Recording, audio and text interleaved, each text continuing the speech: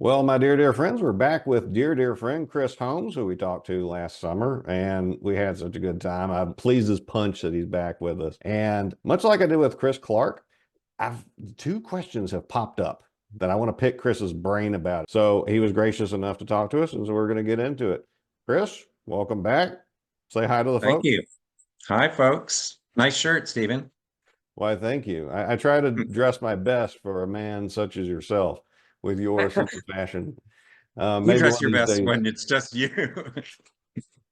maybe one of these days I'll get you in an ascot with that Hawaiian shirt. Weird thing about me, I don't own a tie of any kind.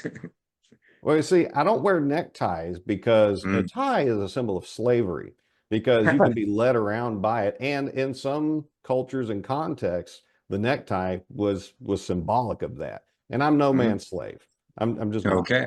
But an ascot, it's under control. It keeps your neck warm. It doubles as a scarf. And if people see you wearing an ascot, they assume that you know what you're doing. And so you can get away with a lot more stuff than what you Yeah. should be able to get away with. Yes, the costume helps. My father wore a scarf occasionally. Oh, yeah? I think in the 70s. Yeah. Very nice. He also owned a cloak, Did he which he, wear I it though? think he wore it to a science fiction convention. Yeah. And do you have this cloak? No, I didn't get the cloak. Ah, I got the books. that's probably more valuable. I could probably get the cloak. It's probably still in the closet. What'd this thing No, look like? it was brown corduroy. He thought it looked like something the hobbits would have worn in the Lord of the Rings. Actually, he did give me my grandfather's Navy cloak. My grandfather was in the Navy in a very dark, heavy wool cloak. And I wore that when I wanted to look like a vampire or like the Grey Mouser. I wore it a couple times trying to look like a thief at Yeah, Halloween. it's fortuitous you mentioned the Gray Mouser because I've got some Fritz Leiber right now, Foffer and the Gray Mouser. I think it's number 3 of the collections, so been at the top of my mind. Cool. One of my Sounds all right. favorites. So, sir, in Mhm. conversation with my lovely wife and my mother-in-law, I struck upon a question that as we got to talking about it, I thought, I really love this question. And it was so much fun for us to talk out. And I thought, well, wait, now I want to go back and talk to all my guests and ask them what their answer to this question is. And that question is, if you, Chris Holmes, and I'm sure you've had a lot of time over the years to think about this because you're a man of broad imagination. If you got shanghaied out of this life in this world and shoved into some literary genre or film genre world, and you have to live by the rules and conceits of that world. So all the unpleasantness that's inherent in the setting, you had to live with. All the cool stuff you get to try.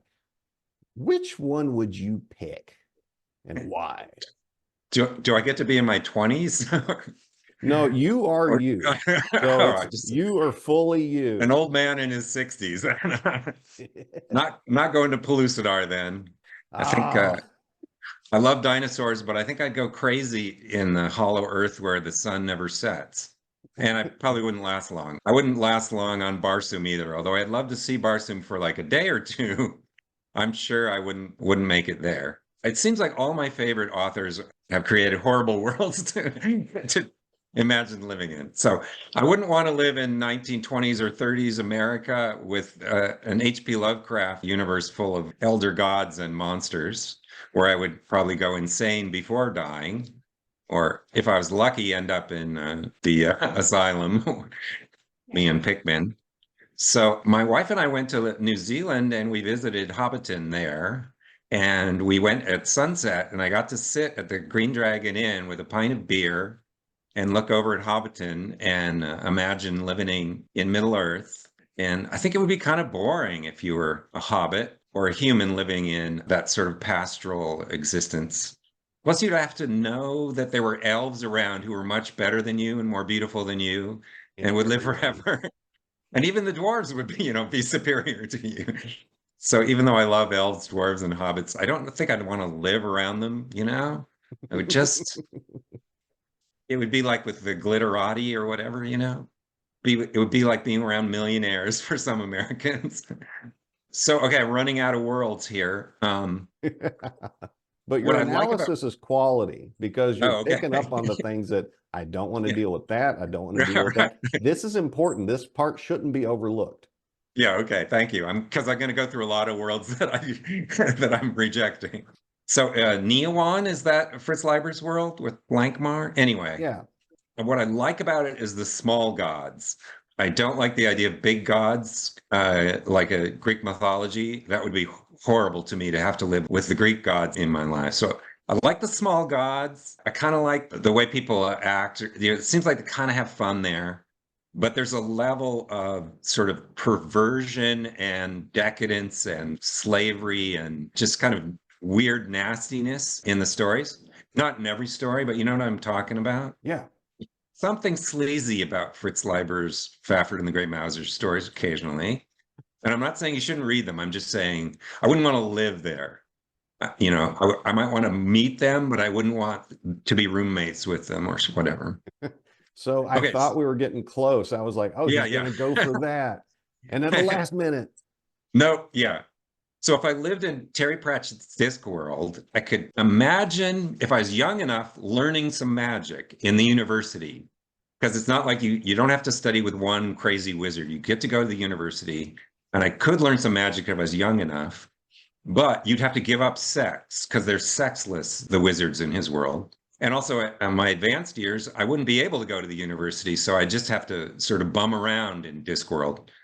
And Discworld is kind of a kinder, gentler version of Leiber's world, but I don't have a place there. So, okay, L. Sprague de Camp wrote in America in the 30s or 40s when he was writing it. And the two main characters, one of them is a mathematics, a genius, and the other one is kind of like you, it's sort of a jack of all trades, a bit of an actor, bit of a fencer, anyway, a smart guy. L. Sprague de Camp tends to write stories about characters who are like him. That's why he wasn't quite as good as a Conan writer. But when he writes about these sort of intellectual but slightly swashbuckling characters, he does better.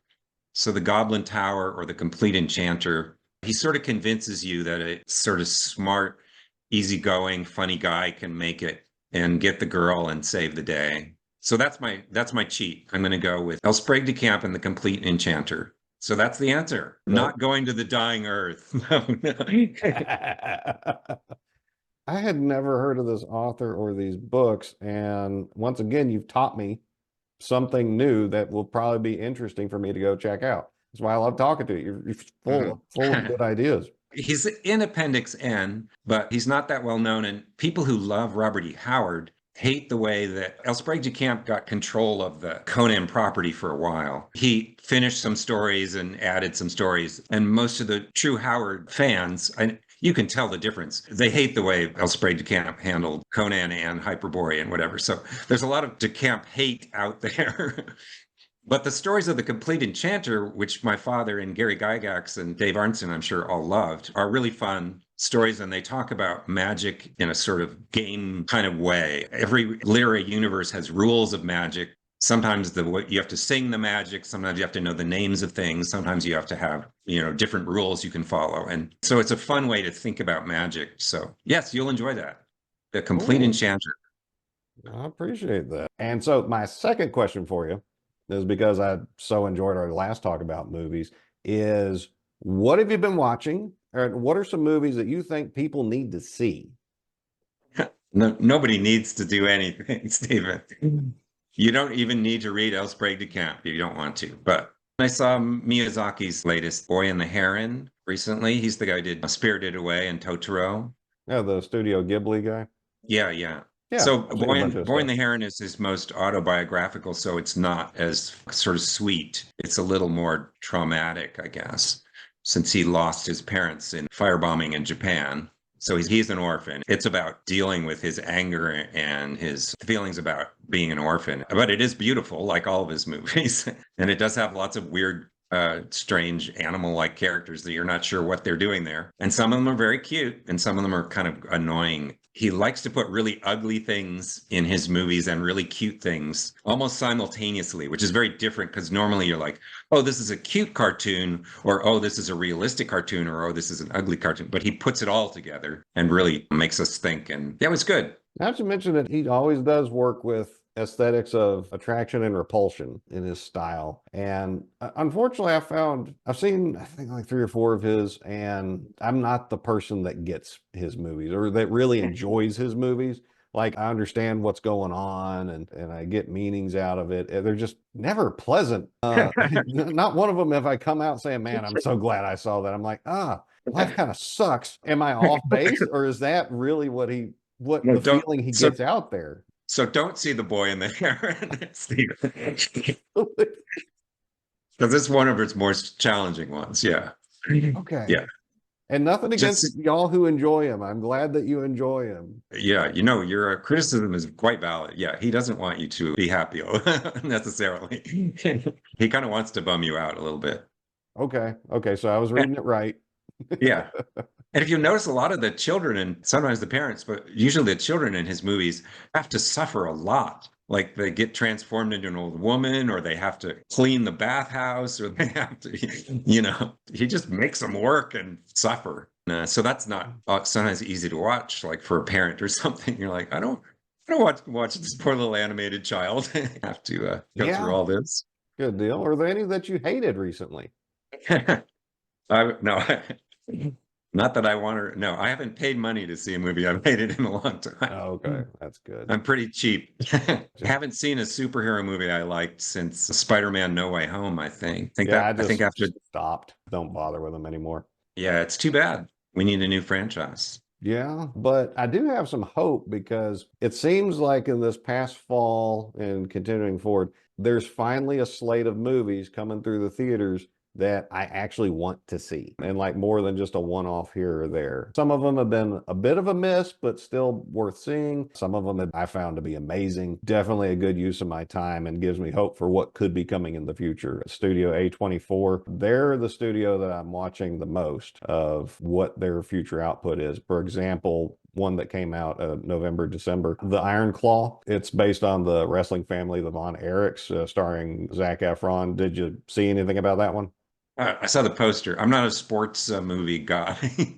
You don't So have to be interested in sports in the slightest to enjoy it because it's such a human story with so much heart in it. Like my wife cried and she knows nothing about wrestling, knew nothing about it, but I grew up around the curse of the Von Erichs. I was braced for the bad things that were going to happen, but I was very impressed by every performance in that movie, except for one, but I think they might have been lampooning the person they were portraying. So it was okay that he was bad. So I have a And question. yeah. If you're a wrestling fan, have you ever come across a game that does wrestling or grappling in a way you like? Oh, geez. Because Dungeons and Dragons is infamously known for its bad grappling rules. Oh, it's awful. Yeah. It's clunky and terrible and just not very realistic. It's not very fluid. And now that you mentioned that, I can't think of one tabletop role-playing game where wrestling, grappling, or anything like that has been done well. Supposedly, White Wolf's Street Fighter role-playing game did that well. However, I never played it, so I can't speak directly to it. But, I don't think I've got one for you. That's okay. It's an egg that you'll have to crack someday. Yeah. But speaking of firebombing Japan, did you see Godzilla? It's funny. I was talking to someone at work today about the Godzilla movies. Now, when I was a kid and I saw my first Godzilla movie, I knew it was a guy in a Godzilla costume smashing miniature buildings. So even Mhm. as a child, I knew exactly how it was done. And I liked that because it looked like fun to me. I wasn't worried about atomic war or metaphors for anger that the Japanese might have or any of that. None of that meant anything to me, but it looked like here's a guy in a costume smashing toy buildings. And then when they added Mothra and Ghidorah, it just got more and more fun. So yeah, when they tried to make Godzilla serious and when they took the man out of the suit and turned him into a computer generated, tiny headed creature instead of a big, goofy looking. Yeah, then I was like, Godzilla is dead to me now. And I will never watch another Godzilla movie until I see one, where it's a guy in a Godzilla suit jumping around. That's So hard. no, I'm not gonna see the good one or the bad ones. Oh, that's too bad because this one it was spoke to so many of the things we were talking about with the Studio Ghibli director. Yeah. Yeah, I'm honestly, you sure could it's excellent. I've heard really good things about it. Yeah, you could What? cut Godzilla out of the movie and it would No, still be a compelling movie, well worth watching. history is depressing. It certainly I want to is. see guys having fun jumping around in monster suits or puppets. I Puppets. like puppets. Puppets. Have you seen any puppet movies lately? Did not make many puppet movies anymore. No. No, unfortunately not. Did you see the Dark Crystal series on Netflix that the Henson Company was behind? No, I saw the original puppets from it when I was a teenager. I didn't want to risk it. Frankly, I, Okay. I Well, have I can give you some good news here I haven't seen a because lot of sequels. well, I don't have a subscription to Netflix because some things they do. While I did have a subscription to Netflix, me and the wife, we did watch their Dark Crystal Mhm. season. It was really good. And I suspect the reason it was really good is because the Henson Company kept such creative control over it because Netflix wanted to CGI everything. And the Henson people Mhm. said, absolutely not. We're going to practical effect everything we possibly can. Lo and behold, when you're watching it, even though you know it's puppets, there's a part of your brain that doesn't say, this is fake, this is fake, this is fake. You're getting into the situation. And it was really good. And of course, it was very dark. And I think it definitely meets the spirit and the quality of the original film. And I think the same day they accepted an award for like best series or something like that, or best special effects. Netflix said they're too expensive and we're not renewing them for a second season. Because that's what they do. Here's this thing you love, you'll never see it again. Just friggin' A. I'm sorry. Maybe I'll check it out though. Thanks. Yeah, if you get a chance to check it out, absolutely do so. There's a very obscure movie with Jim Henson puppets in it called, I think, Dream Child. And it's about Lewis Carroll and the little girl Alice Liddell. Ian Holm plays Lewis Carroll, the guy who was Android in Aliens, a very good character actor. Oh, he's But great. there's a grown woman, Alice, in the movie, and she has these nightmares about the Alice characters. And in her nightmares, the Alice characters are hideous and threatening. So there's Jim Henson versions of the Mad Hatter and the Caterpillar and the March Hare and stuff, but they're made scary and creepy and weird. So if that I can tell you're interested because you're writing it down. Yeah, Oh I believe yeah. it's Dream Child. I think it's written Everybody. by the guy who wrote The Singing Detective, which was a weird movie from I think the 80s. Yeah, if Dream Child catches you, then you've got this strange British writer who's got some other movies and TV things that you might be interested in. Well, that does sound right up my alley. It's a dark alley. Yeah. It is a dark alley and probably leave me emotionally traumatized at least a little bit. But if you ever sit at one of my D&D tables, if I haven't given you some new trigger or trauma by the end of the session, then I don't feel like I've done my job. But people keep coming back. So Oh yeah. obviously they enjoy it well enough to justify the suffering, but they'll Are you a remember it for sure. are you a Call of Cthulhu fan? Oh yeah, Yeah. no, I like all kinds of things. Like right now, my local group, after they TPK'd really bad in the second edition game I was running, I said, I don't think y'all can handle this. Let's try something else. One of the other guys volunteered to run West End Star Wars, and we've been playing that for months, just having a blast. And we are screwing up all kinds of things, but in a very cinematic, exciting fashion. So we're living up to the mythos that we're trying to plan. It's so much fun. That sounds great. Yeah. Now, in a Star Wars game, are some of the characters Jedi or is everybody a Jedi? They can be. By default, in the original edition, it was very discouraged playing Jedis, but we came up with a group concept. We all wanted to play failed Jedi that when Order 66 came out, we ran to ground. We were still Padawans and we just, left everybody else to die. And we went and hid out on this remote farming planet as a radio DJ crew, and things went downhill from there. And now I've got a pseudo mentor that's Naga Sadao, who, if you know anything about the lore, is like one of the most powerful Sith lords ever, and all kinds of. It's a good game. It is a good That's game. fun.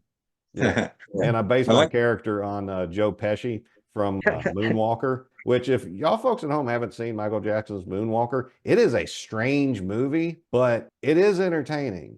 Did I you? thought it was a documentary. No? It was a mashup of things that was generally themed into a movie where Joe Pesci was the villain, or at least that's what Yeah, I I thought you were going remember. to say Goodfellas. No, no. It'll probably wind up like that though. But I'm sorry, you were going to say something about Call of Cthulhu. No, that's all right. I like the tangent you got on. It's And when fun. When you were talking about your Jedi Master, you got this psychotic eye look, which I like. Yeah. Yeah. Yeah. Keep doing that. I've Try got to some get dark side views. points. I'm just saying. My character and probably me too, but you know. Uh-huh. Yeah, I mean, my father was probably one of the first people to put Cthulhu monsters and gods into his Dungeons and Dragons games. So he was an early fan of the Call of Cthulhu game as well. I was just wondering, your Dungeons and Dragons game is very dark then. Other dark things that you've enjoyed running or playing? Yeah, I'm doing my version of Call of Cthulhu now with my high school group. Yeah, it's fun. That's I cool. keep getting really close to killing them, Do they which is have great. plot armor or are they just thinking their way out of it? Plot armor. They have learned to run away at times, yeah. So I think Good. I mean, they're high school, so they're smarter than the That the is a middle schoolers valuable will keep lesson. fighting. Yeah, they may blow it, but they've been pretty. I usually encourage them to roll for an idea when I know they're about to do something stupid. I say, "Would you like a hint?" I do this with my D&D players too. And if they say, "Yeah, I want a hint," then they have to roll under their intelligence on 3d6. And if they make the roll, then I give them a hint. And otherwise, I just let them do whatever. But I've already given them a hint by asking them if they want a hint. So So for sometimes you they. players at home, if your DM says something like that to you, you need to follow that thread. It's for Yeah. your own good. The guy who can control whether your character lives or dies thinks you need help. Listen to him. Yeah. We've got One of my about middle schoolers today wanted to ask God for help. And he was a shapeshifter that was a race class. So that was his job, being a shapeshifter. So he wasn't a cleric. And he said, "Can I ask God for help?" And I said, "I don't know. Do you have a God?" And he's like, "Yeah." And I said, "Oh, who is it?" And he goes, "It's Zeus." And I said, "Zeus doesn't care if you live or die." He goes, "Oh, no, it's not Zeus." so So, he was as faithful to Zeus as Zeus would be to a real world father. Yeah, that checks well, out. I wanted to save him the trouble of trying to appeal to Zeus with Yeah, his petty Zeus problems. ain't the most helpful god in the Greek myths. Don't even bother. He's too busy chasing tail. Yeah. None of them are helpful as far as I recall, are they? Maybe They all just, Hephaestus sometimes, like if you asked him like, for a thing, he might make it for you, perhaps. yeah. Um, He's the only non-rapist, I believe, too, isn't he? God, I think you might be right.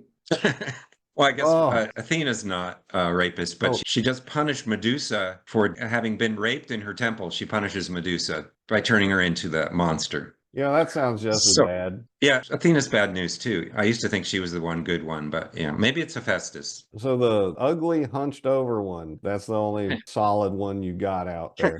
He's got empathy, I guess. Well, that's an important trait. If you're not perfect, then maybe you can relate to us unperfect mortals, you know? Yeah. All right, man. Well, we got about a minute and a half left. Did you have anything else you want to put in here before we close it out? Apparently, they're coming out with another John Eric Holmes related adventure from Pacesetter Games, Oh, and yeah? I will be doing drawings for it. Yeah. Great. So Well, that hopefully sounds, that'll be available to summer. when you get details, get them to us. We can tell folks about them. And when you make some progress on your games, let us know so we can come back, talk about it, and let folks know. Well, I appreciate it, Chris.